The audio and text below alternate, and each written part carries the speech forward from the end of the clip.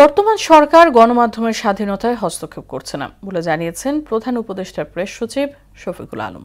দুপুরে ডিআইইউতে এক আলোচনায় তিনি বলেন, গণমাধ্যম মালিকরা যেন সাংবাদিকদের মুখ বন্ধ করতে না পারে সে বিষয়েও পদক্ষেপ নেওয়া হবে। আর বেতন না দিতে পারলে মালিকদের প্রতিষ্ঠান বন্ধ করে দেওয়ারও পরামর্শ দেন প্রেস উপদেষ্টা। উষা ফেরদৌসের রিপোর্ট।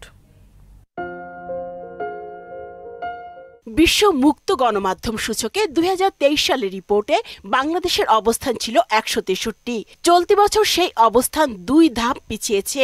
গণমাধ্যমের স্বাধীনতা 1 আফগানিস্তান ছাড়া দক্ষিণ এশিয়ার বাকি সবার নিচে বাংলাদেশ, এমন তথ্য আন্তর্জাতিক সংস্থা রিপোর্টার্স উইদাউট বর্ডার্সের। এমন পরিস্থিতিতে নতুন বাংলাদেশ গঠনে গণমাধ্যমের ভূমিকা শীর্ষক আলোচনা সভা আয়োজন করে মাস্তুল ফাউন্ডেশন। এতে গণমাধ্যমের চ্যালেঞ্জ তুলে ধরেন জুলাই আন্দোলনে আহত সাংবাদিকরা। আমি যখন নাকি অ্যাটেনশন দিচ্ছিলাম ছবি তোলার জন্য, যে ধাওয়া হচ্ছে, দৌড়াচ্ছে, কেউ আমাকে পিছন থেকে ফেলে দিল। এমন একটা অবস্থায় পড়ে গেছি যে না পিছনে যেতে পারতেছি, সামনের দিকে আসতে পারতেছি। তখনই ঠিক বাম পাশে দিয়ে আমার একটা সাউন্ড গ্রেনেড এসে পড়ে।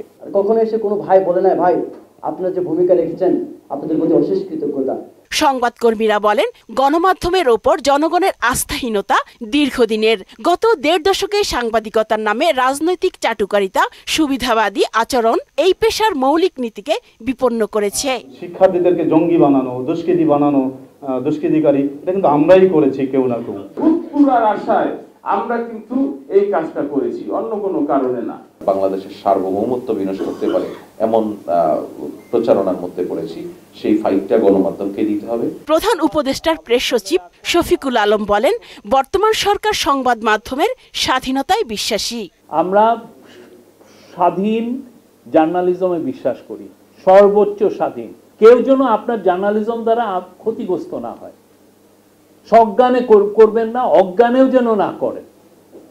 আমরা ওই জার্নালিজম চাই এবং সেই জন্য আমরা কাজ করছি। গণমাধ্যমকে নতুন উচ্চতায় নিয়ে যেতে কাজ চলছে বলেও জানান প্রেস সচিব শফিকুল আলম। যেই মালিকই আসুক না কেন, যেই ধরনের জার্নালিস্টই আসুক না কেন, তারা যেন আপনার মুখটাকে বন্ধ না করে। যারা এগুলো বেতন দিতে পারবেন না, ভাই আপনারা জার্নালিজম করেন না, দরকার নাই। উষা ফেরদৌস, মোহনা সংবাদ, ঢাকা।